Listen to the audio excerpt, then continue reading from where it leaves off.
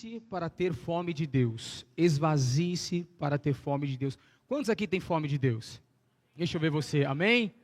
Que o Senhor possa falar o teu coração essa noite, possa trabalhar no nosso coração, e que nós possamos sair daqui entendendo sobre ter fome de Deus e sobre se esvaziar, para que a gente possa se encher dele, amém? Glória a Deus, está pronto?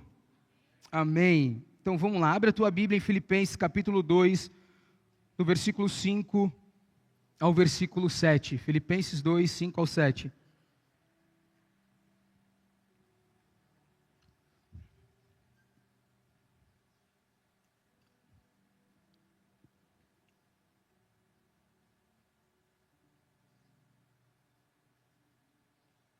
Filipenses capítulo 2, do versículo 5 ao versículo 7 diz assim: Tende em vós o mesmo sentimento que houve também em Cristo Jesus, que sendo em forma de Deus, não teve usurpação ser igual a Deus, mas se esvaziou-se a si mesmo. Repete comigo, esvaziou-se a si mesmo, tomando forma de servo.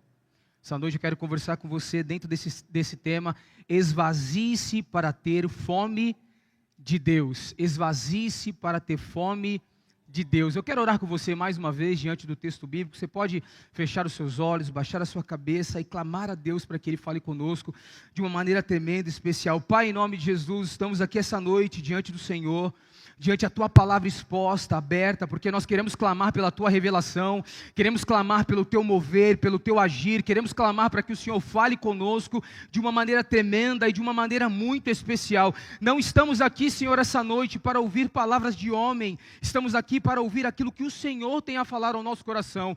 Pai, eu não tenho nada para entregar à Tua igreja, eu não tenho nada que venha de mim mesmo, que possa acrescentar na vida deles, a não ser aquilo que o Senhor ministrou ao meu coração. Deus, em nome de Jesus, Pai, fale conosco, estremece o nosso coração, a nossa carne, que a gente sinta essa noite a Tua presença manifesta sobre esse culto, sobre a nossa vida, todo principado, toda potestade, todo demônio que vem tentar fazer com que a Tua palavra seja roubada do nosso coração, nós repreendemos agora em nome de Jesus. Clamamos, Pai, pelos Teus anjos nesse lugar, clamamos pela atmosfera da Tua presença na Tua noiva, que a Tua glória venha sobre as nossas vidas, que pessoas possam ser transformadas, libertas, curadas, restauradas pelo poder do nome de Jesus Cristo. Que todo demônio, Pai, que possa querer estar neste lugar, influenciando cada coração, eu quero repreender agora em nome de Jesus Cristo. E eu quero declarar, meu irmão, em nome de Jesus, você vai sair daqui cheio, você vai sair daqui transformado, você vai sair daqui renovado, você vai sair daqui superabundando daquilo que Deus tem sobre a tua vida, sobre a tua casa, sobre a tua família, em nome de Jesus. Aleluia! Louvado seja Deus.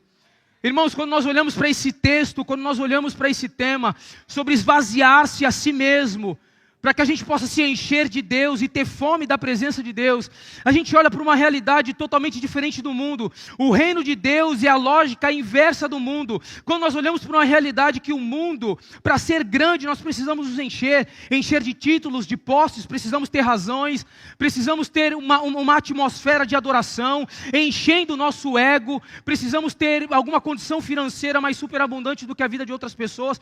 Quando nós olhamos para a lógica do reino, é totalmente diferente da lógica do mundo. É inverso daquilo que Deus tem nas nossas vidas.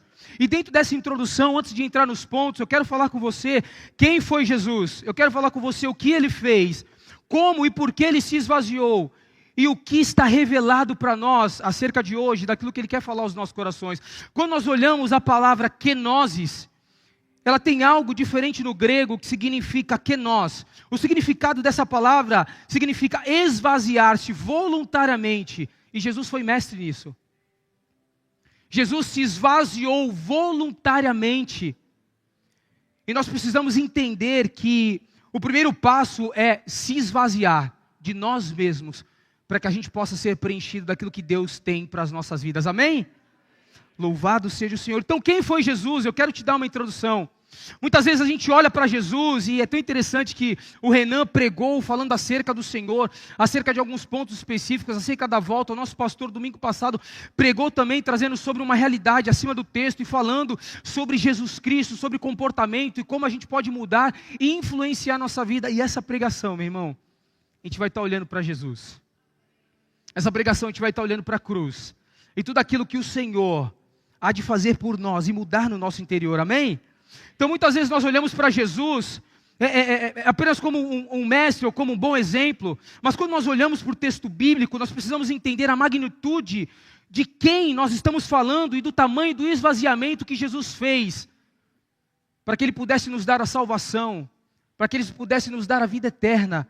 Jesus, Ele se esvazia de si mesmo, Ele sendo o próprio Deus. E quem foi Jesus? Jesus foi o Filho de Deus. Jesus foi o Criador de todas as coisas. Ele foi o Rei dos Reis e também foi o Senhor de todo o universo. A própria manifestação de Deus encarnado. A própria manifestação de Deus em carne. Quando nós olhamos para a realidade bíblica e entendemos quem foi Jesus, Jesus não foi apenas um líder espiritual ou não foi um profeta. Ele foi o próprio Deus que decidiu não se impor como Deus, mas se esvaziando de si mesmo e assumindo uma forma de servo, de homem, para que Ele pudesse se esvaziar de toda a sua glória, para que Ele pudesse nos mostrar uma realidade a qual a gente não conhecia, a qual a gente não vivia, a qual nós estávamos distante, porque uma vez nós éramos do reino das trevas, envolvido, enraizado nesse mundo caído, decaído, que não tem nada a nos oferecer.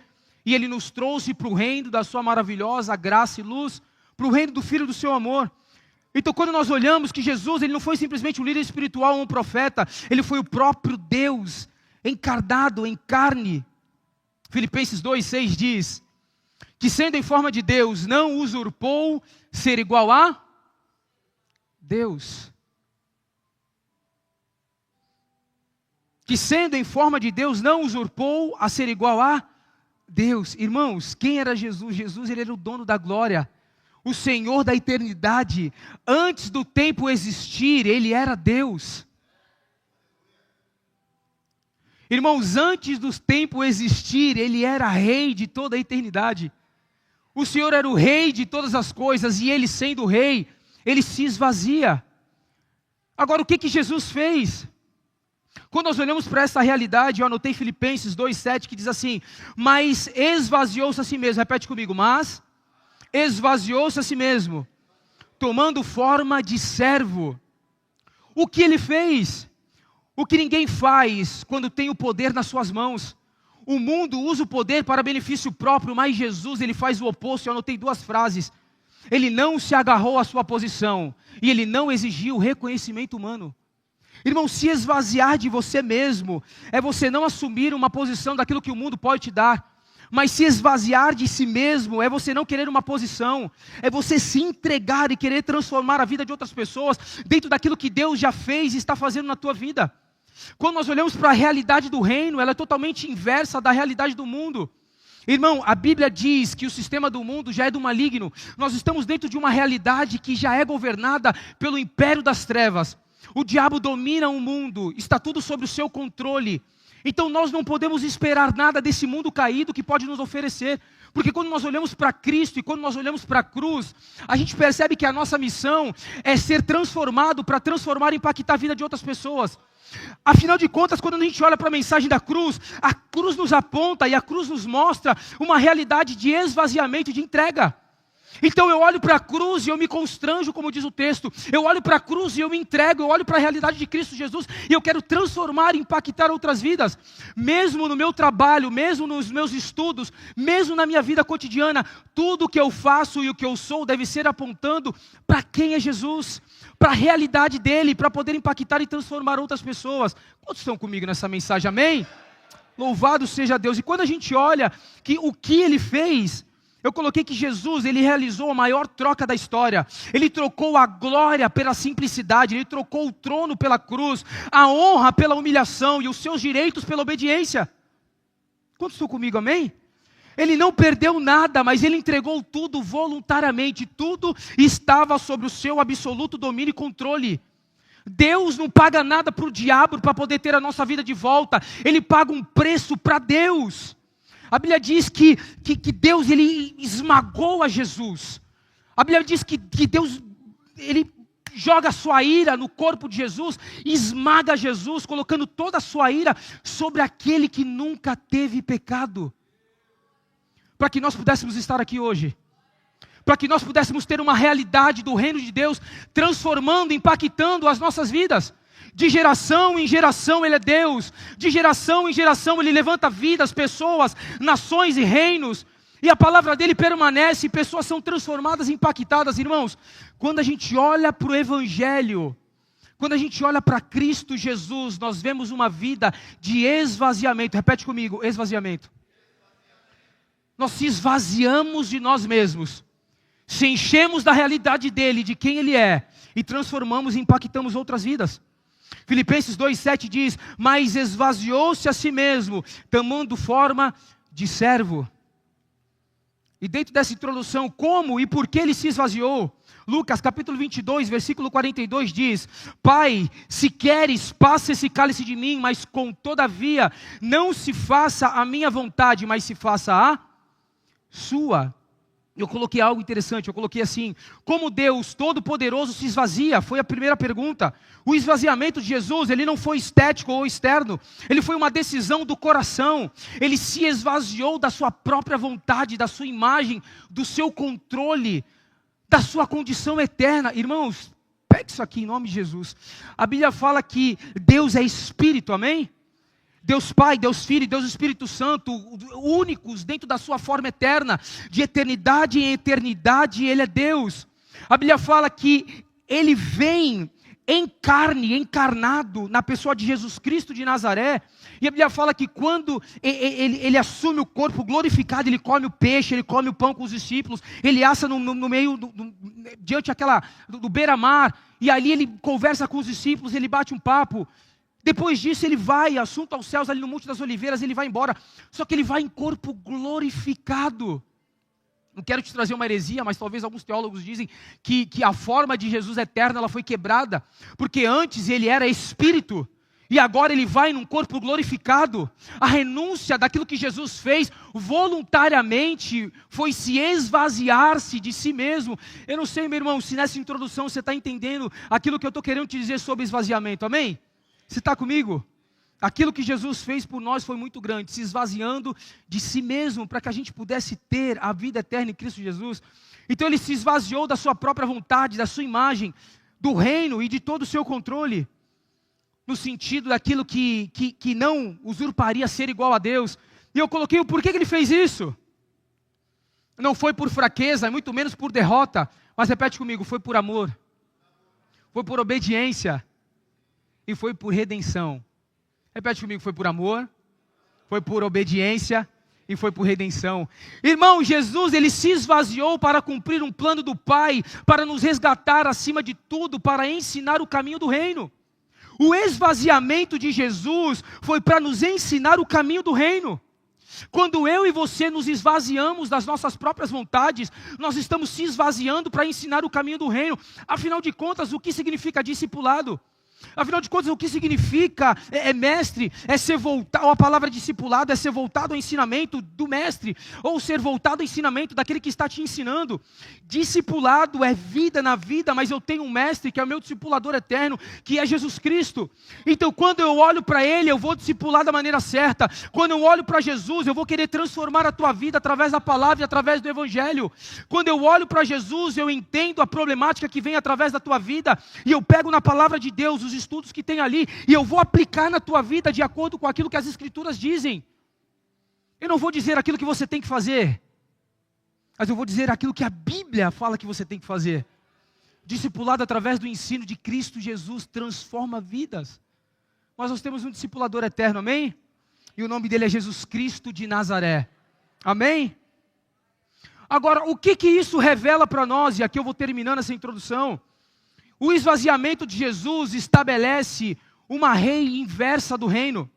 Filipenses capítulo 2, no versículo 9 diz, por isso também Deus o exaltou soberanamente. Repete comigo, por isso também Deus o exaltou soberanamente. Eu coloquei 3 frases, o reino de Deus, eu coloquei assim, no reino de Deus, quem desce é aquele que sobe. Quem perde em Cristo é aquele que realmente ganha. E quem se esvazia de si é aquele que Deus consegue encher. É por isso que o texto bíblico diz que ele se esvaziou de si mesmo. Quando a gente está falando do versículo 5, do Filipenses 2, até o 7, até o 9. E aí tem uma recompensa no final. Por isso também Deus o exaltou soberanamente. Irmãos, eu e você vamos ser exaltados por Deus soberanamente quando nós estivermos nos esvaziando de nós mesmos e preenchendo a nossa vida e a vida de outras pessoas. Amém? Quantos estão entendendo isso? Quando porque Jesus ele não se esvaziou de si mesmo, para Ele mesmo. É isso quando nós olhamos para a cruz, a gente vê uma realidade totalmente diferente daquilo que o mundo prega. Jesus se esvazia de si mesmo, se enche de Deus para poder trazer benefícios para outras pessoas. Ele traz a mensagem da cruz, ele traz a mensagem da redenção. Isso salva, liberta, cura. Eu coloquei duas frases, uma que diz assim: Jesus não se esvaziou porque ele precisava, mas ele se esvaziou para mostrar o caminho. E a outra é o reino de Deus. Eu coloquei no reino de Deus, a cruz sempre vem antes da coroa, antes da exaltação, existe um esvaziamento. Você pode repetir isso comigo? Antes da coroa, existe um esvaziamento. Irmão, você quer coroa, se esvazie. Irmão, você quer honra, se esvazie. Você quer glória e graça de Deus, se esvazie. Você quer ver a presença manifesta de Deus sobre a tua casa, sobre a tua família, se esvazie-se. Você quer ver o poder de Deus atuando sobre o teu casamento, esvazie-se. Mata a tua vontade, a tua carne. Porque quando nós fazemos a nossa própria vontade, nós não estamos nos esvaziando de nós mesmos.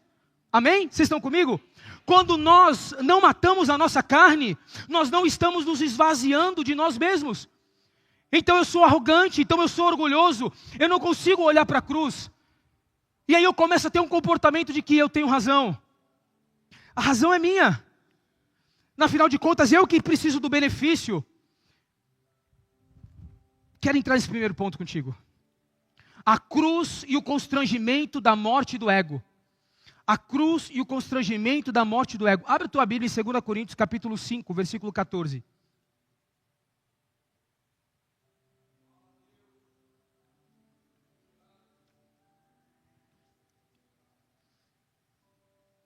Segunda Coríntios capítulo 5, versículo 14 diz assim: pois o amor de Cristo nos constrange. Pois o amor de Cristo, você pode repetir comigo? Pois o amor de Cristo nos constrange. Julgando nós isso, que se um morreu por todos, logo todos morreram. E aqui eu quero me atentar nesse primeiro ponto de 2 Coríntios 5,14. Pois o amor de Cristo nos constrange. Porque quando a gente olha a cruz, ela não nos obriga, a cruz nos constrange. Eu queria que você entendesse essa realidade. Irmãos, a cruz de Cristo não te obriga a ser uma pessoa melhor. Entende isso, em nome de Jesus. A cruz de Cristo não te obriga, a cruz de Cristo ela não te impõe. A cruz de Cristo, ela não pega você e fala, você tem que fazer e pronto, acabou. Não, pelo contrário, 2 Coríntios 5,14, pois o amor de Cristo não impõe, não coloca definições, o amor de Cristo nos constrange. Eu olho para a cruz e a cruz me constrange. A cruz não me obriga a nada, a cruz me constrange. Eu olho para a cruz e eu quero ser um pai melhor. Eu olho para a cruz e eu quero ser um marido melhor. Eu olho para a cruz, eu quero ser um discipulador melhor. Eu olho para a cruz, eu quero ser um pastor melhor. Eu olho para a cruz, eu quero ser uma pessoa melhor. Quando nós olhamos para a cruz, ela não me obriga a nada, a cruz me constrange. A cruz me muda. A cruz me traz uma perspectiva de quem eu sou e de quem eu preciso me tornar. Esvazie-se. Olha para o irmão do teu lado e fala assim para ele, esvazie-se. Em nome de Jesus. A cruz, ela é um símbolo máximo do esvaziamento. Ela representa a morte do ego e da vontade própria e do orgulho. Porque quando nós olhamos para a cruz, nós vemos um símbolo de alguém que se entregou, não merecendo aquilo que estava por vir, por amor. Ele se entrega. Ele se esvazia a si mesmo.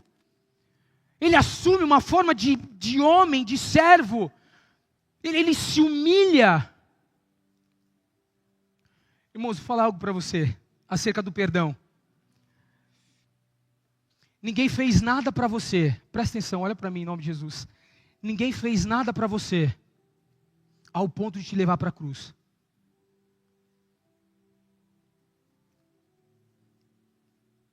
Ninguém fez nada para você ao ponto de te levar para a cruz. Quantos aqui estão entendendo isso? Porque quando nós olhamos para a cruz, nós percebemos que ninguém fez nada ao ponto de levar a uma crucificação. Jesus nos ensina que o perdão ele é uma ética cristã e vem através da cruz. Porque talvez se as pessoas te magoaram, se as pessoas falaram mal de você, se as pessoas te caluniaram, nada disso te levou para uma crucificação.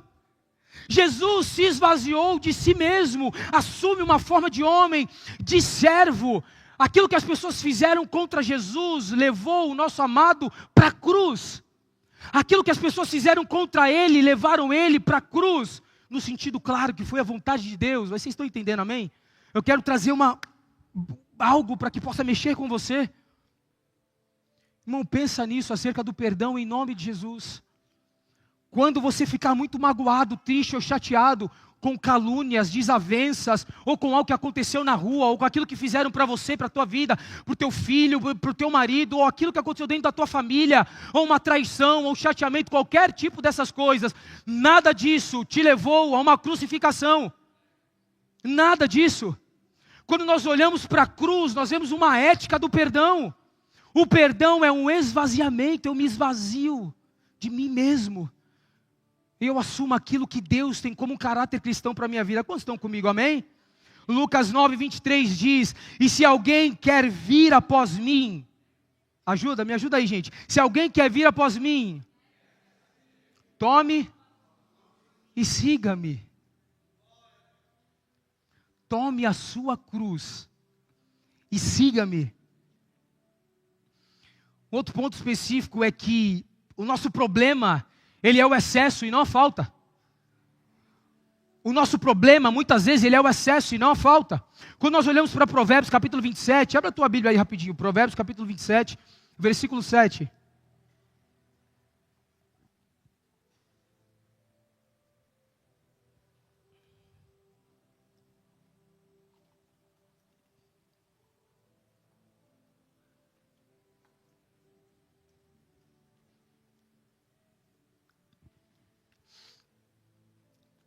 O nosso problema é o excesso e não a falta. Provérbios capítulo 27, versículo 7 diz, quem está satisfeito despreza o mel, mas para quem tem fome até o amargo é doce. Eu vou repetir esse texto para você. Quem está satisfeito despreza o mel, mas para quem tem fome até o amargo é doce. Irmãos, eu coloquei esse ponto específico, a gente falando sobre que o problema é excesso e não a falta. Por quê? Porque muitas vezes nós oramos pedindo para Deus, a gente pede para Deus unção, nós pedimos para Deus poder, nós pedimos para Deus direção do Senhor, nós pedimos, Senhor, me dá a tua glória, Senhor, me dá o teu poder, Senhor, me dá a tua unção. E o que na verdade, o que Deus quer fazer sobre a tua vida, muitas vezes, Ele não quer encher, Ele quer tirar algo que está dentro de você. Deus quer tirar algo que está dentro de você para que Ele possa te encher. Quando nós olhamos um texto em Filipenses 2, do 7 a 8, diz, mas esvaziou-se a si mesmo, e humilhou-se a si mesmo, sendo obediente até a morte de cruz. Irmãos, o problema nunca foi o excesso, o problema é a falta. Eu coloquei duas frases que é interessante, que ela diz assim, excesso de orgulho e muitas vezes de opinião, excesso de vontade própria e muitas vezes excesso de tentando te dar mais coisas, ele está tentando tirar aquilo que ocupa o lugar dele na tua vida. Irmão, Deus não quer muitas vezes estar te dando mais coisas, mas Deus está querendo tirar aquilo que ocupa o lugar dele dentro da tua vida. Irmãos, o que ocupa o lugar do Senhor dentro da tua vida? O que ocupa o espaço dele na tua vida? Renan, o pastor, estavam pregando muito na mentoria com o apóstolo também sobre a volta de Jesus, que Jesus está vindo, que Jesus está voltando, que o Senhor está próximo. Irmãos, olha para mim, em nome de Jesus, esse mundo não tem nada para te oferecer. Esse mundo é caído. Esse mundo não tem nada para te oferecer. Nós precisamos urgentemente olhar para a cruz de Cristo, olhar para a realidade da cruz e a realidade da cruz me constranger. Muitas vezes nós estamos constrangidos em pegar um panfleto e entregar para uma pessoa e falar para ela: Jesus te ama. Foi assim que a minha esposa entrou no projeto de Deus e está aqui há mais de 20 anos. Alguém na porta passou, entregou um panfleto para ela e falou: Jesus te ama. Por que nós achamos que muitas vezes entregar um panfleto é careta, é passado? Não importa a ferramenta que você usa, muitas vezes importa o teu coração. Importa como está a tua vida. Você sabia que a Bíblia nos diz que nós vamos ser julgados não por aquilo que nós fazemos, mas pela intenção do nosso coração? A gente pode sim mudar as ferramentas, mas é como que está o teu coração, como está a tua vida. Pega um exemplo, de repente você que tem filho pequeno, você dá um banho no teu filho, você cuida do teu filho, você dá comida para o teu filho, você orienta o teu filho, e você faz isso por amor. Por mais que você esteja cansada, ou cansado ajudando a tua esposa, você faz isso por amor. Porque você ama. E quando nós entendemos a realidade de olhar para a cruz e nos esvaziarmos de nós mesmos, nós olhamos para a cruz e fazemos um tamanho sentido daquilo que Deus está fazendo na nossa vida, na vida de outras pessoas, amém? Você está comigo nessa pregação, amém? Louvado seja o nome do Senhor Jesus. Eu coloquei um ponto que, se Jesus, sendo Deus, Ele se esvaziou para cumprir o propósito, quem somos nós para andarmos cheios de nós mesmos? Se Jesus, sendo Deus, se esvaziou para cumprir um propósito eterno do seu Pai, quem somos nós para andarmos cheios de nós mesmos? Olha para o irmão que está ao teu lado, vamos lá, gente, me ajuda a pregar em nome de Jesus. Fala assim: você precisa se esvaziar. Agora olha para o irmão que está ao teu lado e fala assim: meu irmão, hoje é a oportunidade de você dar esse primeiro passo, em nome de Jesus.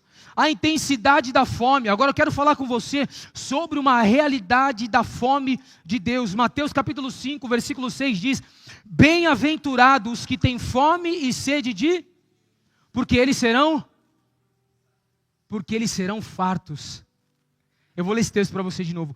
Bem-aventurados aqueles que têm fome de sede de justiça, porque eles serão fartos. A intensidade da fome. Tem uma história e uma ilustração para a gente pensar acerca disso, que existia um discípulo e um mestre, e o discípulo estava conversando com o mestre, que tinha uma grande intimidade, que tinha uma grande busca, que tinha uma grande sede, e ele olha para esse mestre e fala assim: como que eu posso chegar nesse nível? Como que eu posso buscar dessa forma? Como você busca? E aí esse grande mestre pega esse menino, vai com ele até o meio do lago e afoga ele no lago.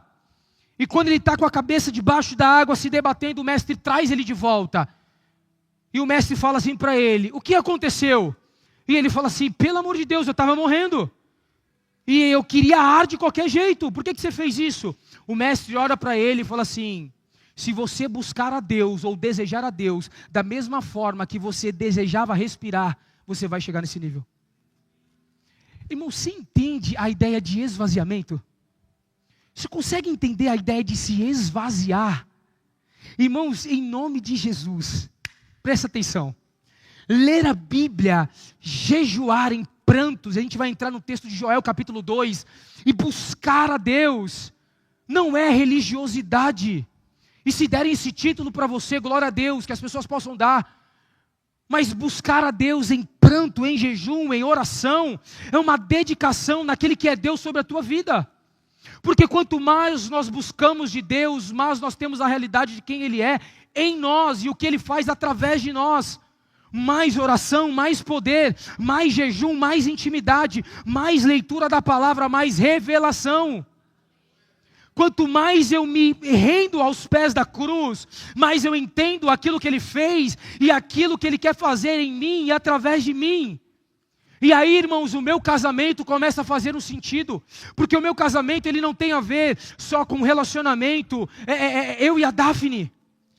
O meu relacionamento com os meus pais não tem a ver só um relacionamento de pai e filho. O meu relacionamento com meu filho não tem só a ver um relacionamento de um pai com um filho e criando uma próxima geração, mas tem a ver com uma mensagem que ecoa em toda a eternidade. A mensagem da salvação.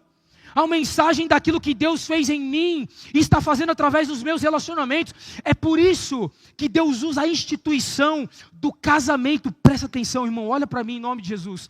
É por isso que Deus usa a instituição do casamento como um pilar poderoso na sociedade.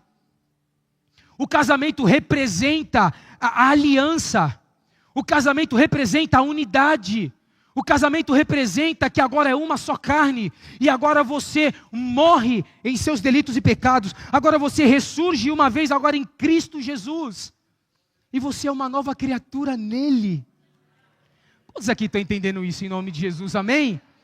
Louvado seja Deus por isso. E quando a gente olha sobre uma ideia de intensidade de fome, nós estamos vivendo um cristianismo muitas vezes de sobrevivência. Cristianismo de sobrevivência versus uma vida abundante. Porque quando nós olhamos um texto que está em João, capítulo 10, versículo 10, Jesus veio para que tivéssemos vida e vida em? E vida em? E quando o ladrão veio para roubar, matar?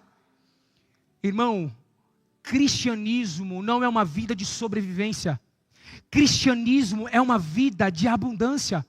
Quando nós olhamos para essa realidade, a gente vê que um cristianismo de sobrevivência é onde as pessoas simplesmente estão indo. As pessoas estão se arrastando. Meu irmão, como que você está? Irmão, pelo amor de Deus, nós temos momentos ruins, amém? Nós passamos por lutas e adversidades, amém? Mas o problema é ter um cristianismo de sobrevivência. Ô irmão, como que você está? Estou indo. Irmão, como é que você está? Passa 2 anos. Está mais ou menos. João capítulo 10, versículo 10, Jesus veio para que tivéssemos vida e vida em abundância, não vida de sobrevivência, não vida de uma fé arrastada, vida em abundância. Irmãos, uma vida em abundância você só encontra aos pés de Jesus, uma vida em abundância você só encontra aos pés da cruz. Então você pode estar mal, você pode sim, mas se você ora, se você jejua, se você busca, se você está aos pés da cruz do Senhor, você pode estar passando aquilo que você estiver passando. Você tem uma palavra de fé, você tem uma palavra de ânimo, você tem uma palavra de esperança, você consegue direcionar as vidas e as pessoas, porque você está cheio.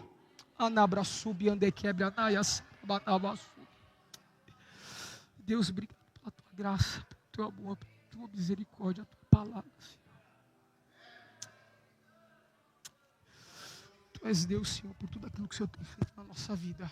Louvado seja o teu santo nome. Cristianismo de sobrevivência versus vida em abundância. Quando nós olhamos que a ausência de fome é um sinal de doença. Meu irmão, se você não tem fome da Bíblia, se você não tem fome de Deus, se você não tem fome de buscar a Deus, deixa eu te dar uma notícia. Isso é um alerta de que algo está errado na tua vida espiritual. Por quê? Porque um senso do mecanismo do nosso corpo é quando nós sentimos fome, algo está errado. Quantos aqui estão comigo, amém? A ausência de fome é um sinal de doença. Eu coloquei uma frase que eu coloquei assim: se você não sente fome de Deus, é um sinal de que algo não está bem espiritualmente. O engano da maturidade, olha só isso. Tem pessoas que acham que a falta de fome é um sinal de maturidade. Eu não preciso orar, eu não preciso ler a Bíblia tanto assim, quando na verdade é um sinal de uma enfermidade espiritual. O Senhor Jesus, ele tinha um trabalho intenso durante o dia. Pregava nas sinagogas, pregava em Cafarnaum, ia para todos os lugares, curava enfermos. E ele ia buscar a Deus de madrugada. Buscava o Senhor no início do dia e fazia a mesma coisa todos os dias. Todos os dias Jesus fazia a mesma coisa. Irmãos, em nome de Jesus, pensa nisso. Quando você não tem fome de ler a Bíblia durante aquele dia, você está doente espiritualmente. Não se ofenda com isso, porque isso às vezes acontece comigo. Doente espiritualmente, não estou dizendo, não estou denegrindo você, mas doente espiritualmente é que eu estou cheio de várias outras coisas.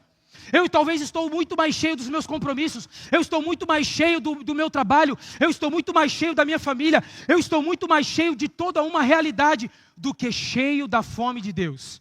Quantos estão entendendo isso? Irmão, não ter fome de Deus, não ter fome de jejum, não ter fome de uma leitura bíblica, é um sinal e é um alerta para mim e para você. Quantos estão entendendo essa palavra, amém? características de pessoas famintas. Pessoas famintas, elas só pensam no objetivo da fome. E elas podem trabalhar e estudar, mas a prioridade é Deus. Deixa eu ler isso para você de novo. Eu coloquei isso daqui. Pessoas famintas, elas só pensam no objetivo da fome. Elas podem trabalhar e estudar, mas a prioridade é Deus. Provérbios capítulo 16, versículo 26 diz assim: a fome do trabalhador o faz trabalhar, porque a sua boca o excita. Irmão, pega esse texto. A fome do trabalhador o faz trabalhar, porque a sua fome o excita. Quando nós temos fome, pessoas famintas, elas pensam no objetivo da fome, então elas pensam em Deus. Quantos estão comigo, amém? Irmãos, existe uma promessa para nós. Jeremias capítulo 29, versículo 13. Buscar-me-eis, você pode me ajudar? Buscar-me-eis. Quando me buscares, se esvazie e tenha fome de Deus. Se esvazie e tenha fome de Deus. E aqui eu quero te dar, antes da gente entrar num outro ponto, eu quero falar com você sobre alguns personagens, alguns homens e mulheres da Bíblia que tiveram fome de Deus. Davi, ele teve fome pela presença. Salmos 63, versículo 1 diz: a minha alma tem sede de ti, e a minha carne te deseja muito. A minha alma, os meus sentimentos têm sede de ti, e a minha carne te deseja muito. Salmos 42, 1, como o servo anseia pelas correntes das águas, a minha alma anseia por ti, ó Deus. Salmos 27, versículo 4 diz: uma coisa pedi e eu a buscarei, que possa morar na casa do Senhor todos os dias da minha vida, para contemplar a formosura do meu Deus. Irmão, fome pela presença. Davi, ele ele tinha um desejo constante pela presença, um arrependimento genuíno, uma prioridade espiritual acima do trono. Moisés, ele tinha uma fome pela glória. Quando nós olhamos a Bíblia em Êxodo, capítulo 33, versículo 18, rogo-te que me mostre a tua glória. Irmãos, presta atenção, olha para mim. A gente olha para um homem chamado Moisés. Moisés teve um contato primeiro com Deus na sarça. Moisés viu Deus, Moisés teve um contato com Deus, e Moisés tinha muitas experiências com Deus. Moisés falava com Deus face a face. A Bíblia nos diz que os outros profetas da época e os outros homens de Deus nunca falaram com Deus face a face. Esses homens falavam com Deus através de sonhos, falavam com Deus através de sinais, falavam com Deus através de outras pessoas, mas Moisés falava com Deus face a face. A Bíblia nos diz que Moisés tinha fome pela glória de Deus. Quando ele já tinha vivido tudo aquilo que um homem poderia viver, da presença, da glória, da manifestação de Deus. Eu não sei quantos anos você está em um ministério, eu não sei quantos anos você está na igreja, eu não sei quanto tempo você tem uma vida de jejum e de oração. Sempre tem mais em Deus. Sempre tem mais busca, sempre tem mais unção, sempre tem mais poder, sempre tem mais revelação, sempre tem mais glória, sempre tem mais milagres, sempre tem mais. E quando a gente olha que Moisés tinha fome da glória, Êxodo 33, 18, rogo-te que me mostre a tua glória. Êxodo 33, 15, se a tua presença não for conosco, não nos faça sair daqui. Se a tua presença não for conosco para essa casa, não nos faça sair daqui. Se a tua presença não se manifestar no nosso ministério, não nos faça sair daqui. Se a tua presença não curar o enfermo, não nos faça sair daqui. Se a tua presença não traz sinais, não nos faça sair daqui.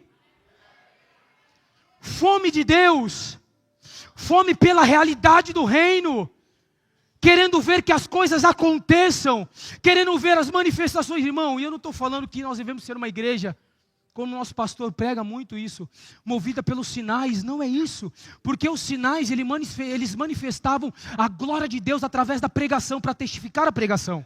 Não é o contrário. Mas quando nós oramos e buscamos o poder de Deus na nossa casa, no nosso casamento, na nossa vida, irmão, as coisas têm que acontecer.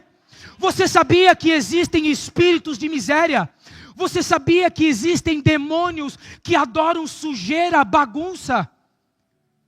Quando você começa a entender e estudar, e como você começa a ver algumas coisas, você começa a perceber que se talvez tem uma casa muito bagunçada, talvez tenha uma casa muito suja, talvez tenha uma opressão muito ali, existe uma influência muito, às vezes, maligna. Ou não existe, mas o diabo pode se apossar disso. O diabo adora sujeira, o diabo adora bagunça. Você vê como ele humilha as pessoas que são possessas. As mãos para trás, se jogam no chão, rastejam como cobra. A casa é imunda, quebra tudo, endemoniado de gadareno. As pessoas não conseguiam chegar perto dele. Era um homem totalmente perturbado. Quantos estão entendendo isso?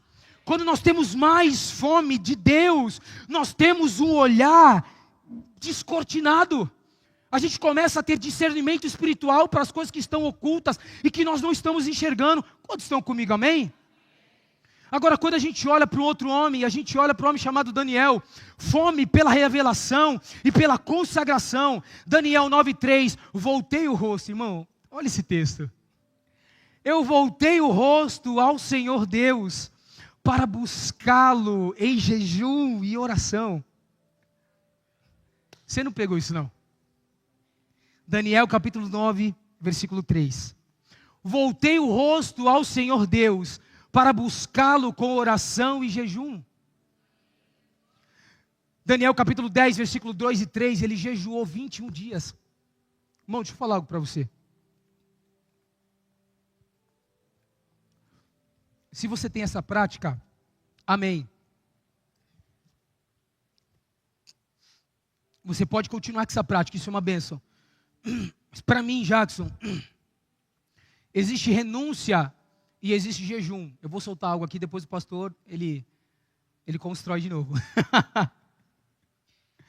Irmãos, renúncia. Você fala assim, eu vou tirar o café. Para mim isso é renúncia, não é jejum. Eu vou tirar o videogame. Para mim isso é renúncia, não é jejum.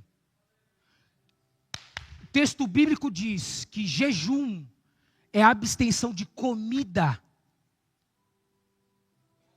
Quando o Senhor nos ensina, e não tem problema você tirar algumas coisas materiais, vou deixar de jogar bola, estou jejuando, você está se abstendo de algo e se sacrificando ao Senhor por aquilo que você gosta. Mas quando a gente olha para... Por quê que o jejum de comida... E Daniel tirou algumas coisas, 21 dias de jejum, e Jesus ficou 40 dias de jejum, e as pessoas jejuam. Porque quando você jejua, e o teu estômago, tem um texto que diz que os homens, eles eram enganados, e eles se colocavam dentro da sua vaidade, pelo estômago. Quando diz estômago, está falando também pelas suas vontades. Mas quando você faz um jejum, que Jesus nos diz, e você faz um jejum que você não come, isso abate a tua face. Tanto que ele fala assim, os fariseus, eles ficam com o rosto assim, eles vão nas esquinas assim, por quê? Para mostrar para as pessoas que eles estavam jejuando. Porque quando você fica sem comer, o teu corpo grita, você subjuga a sua carne, você diz que tem algo que manda muito mais daquilo que são as tuas vontades, e a partir disso, quando você vai orar, quando você vai jejuar, quando você vai ler a Bíblia, quando você vai renunciar e se abster de um pecado, você está subjugando a tua carne entendeu que existe algo superior, que controla e que governa ela, que é o teu Espírito, o Espírito Santo de Deus, amém? Eu falei isso de jejum porque estava aqui em Daniel capítulo 10, versículo 23, versículo 2 e 3. Quando a gente olha para Ana, a gente percebe que Ana tinha uma fome de milagre por Deus. Samuel capítulo 1, versículo... 1 Samuel capítulo 1, versículo 10, com a amargura de alma, Ana orou, chorou abundantemente. Ela não queria apenas um filho, ela queria intervenção divina. Irmão, presta atenção nisso em nome de Jesus. Tem coisas na tua vida que você às vezes clama, e na verdade não é simplesmente o objeto do resultado que você quer. Você quer uma intervenção daquilo que Deus pode fazer na tua vida, na tua casa, na tua família, amém? Porque Ana simplesmente não queria um filho, simplesmente assim. Ela queria uma intervenção divina daquilo que Deus poderia fazer na sua casa e na sua família. E aqui eu vou chegando para o final. Glória a Deus. Jesus Santo. Intimidade não substitui obediência. Irmãos, intimidade não substitui obediência. Quando nós olhamos para a Bíblia, nós vemos que Moisés, ele falava face a face com Deus. Moisés falava face a face com Deus. Êxodo 33, 11, Números 20, 10 e 12. Nós vemos várias situações, mas Moisés, quando a gente olha que intimidade não substitui obediência, é que Moisés, por conta que ele foi cheio da sua raiva, da sua ira, daquilo que o povo estava fazendo contra ele, ele não fala com a rocha, ele faz o quê? Ele bate. E por conta disso, Moisés, ele não entra na terra prometida. Quantos estão comigo? Êxodo capítulo 4, a gente percebe que Zípora, a mulher de Moisés, salvou Moisés. Irmãos, nós estamos falando de Moisés, amém? Para que você possa entender que a intimidade que você tem com Deus, ela não substitui a obediência que você deve a Ele. Obediência vem do esvaziamento. E aí você se coloca diante de Deus e você começa a cumprir aquilo que Ele colocou dentro de você, porque você está vazio, porque você não está cheio de si mesmo, mas está cheio dEle, da sua palavra, dos princípios, da sua realidade. Quando a gente olha para Moisés, Deus tinha falado para que os filhos de Moisés, eles precisavam ser circuncidados. Moisés está num caminho, irmãos, o texto diz, presta atenção, olha para mim. O texto bíblico diz, Moisés está no caminho para ir até o povo de Israel. A Bíblia diz que Deus se volta contra Moisés para matar Moisés. Zípora entende, corre, pega o seu filho, prepúcio, corta e faz a circuncisão. E o texto bíblico diz, em Êxodo capítulo 4, que Deus deixa Moisés. Você consegue entender isso? Não importa o tamanho da intimidade que você tem com Deus, é o temor e a tua obediência que vai fazer a diferença.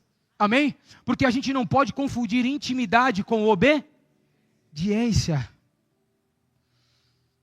E aqui é o último ponto. Esvaziar-se é ficar nu, rasgar o coração e não as vestes. Abre a tua Bíblia em Joel, capítulo 2.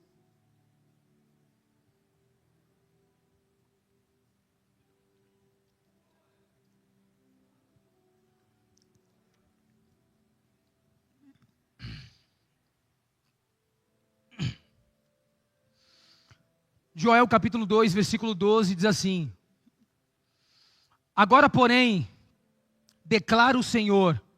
Olha só que interessante, gente. O que estava acontecendo? Eu quero te contextualizar. Presta atenção, já estou terminando, olha para mim.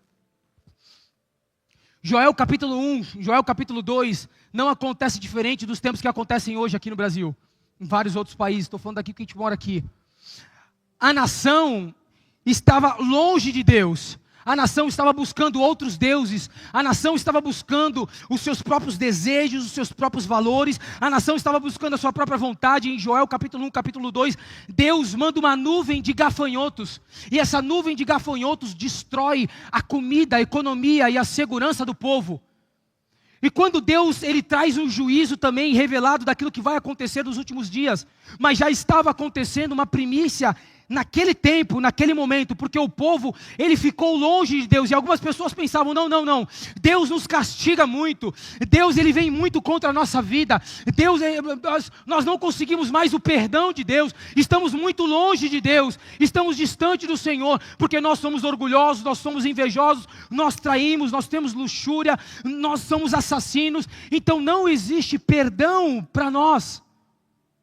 Por conta do juízo de Deus que aconteceu na nossa cidade, por conta do juízo de Deus que aconteceu na nossa vida. Então esse povo achava que eles não mereciam, esse povo achava que não existia mais uma reconciliação.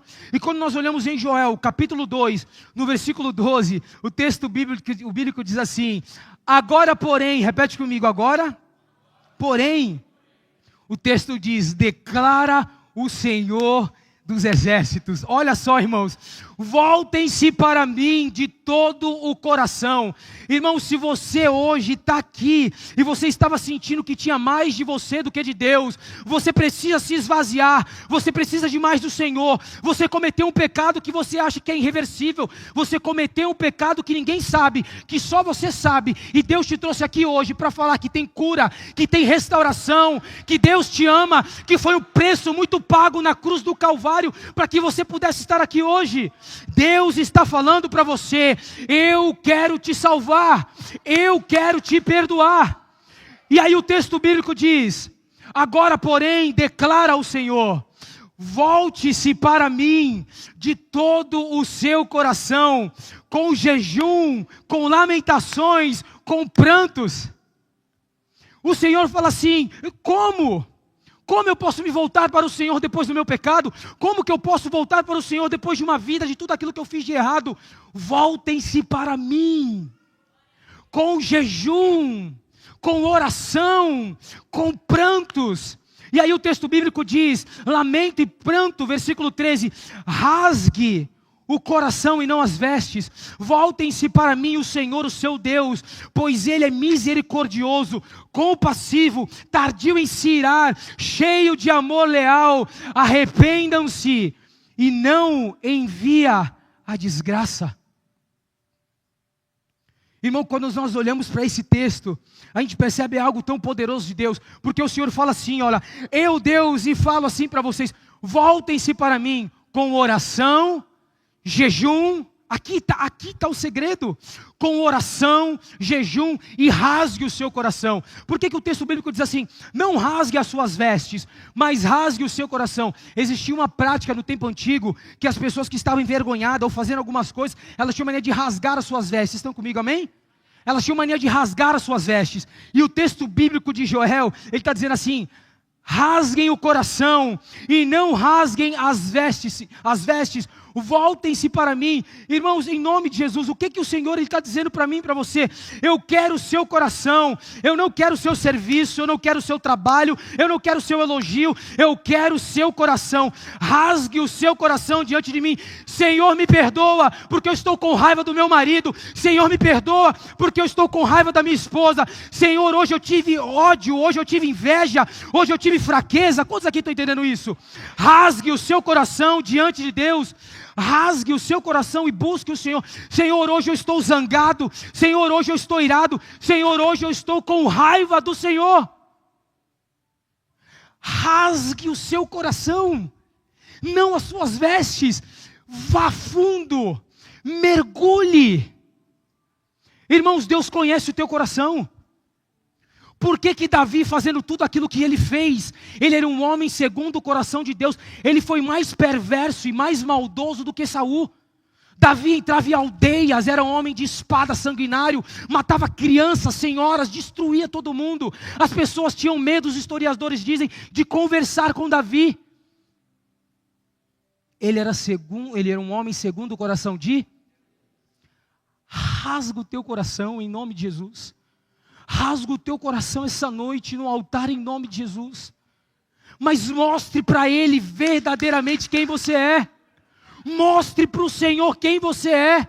Porque o texto bíblico diz, agora porém, declara o Senhor, voltem-se para mim, com jejum, lamento e pranto. Quantos aqui estão comigo nessa palavra, amém? E a conclusão, irmãos, João capítulo 3, versículo 30, eu queria que você ficasse de pé em nome de Jesus.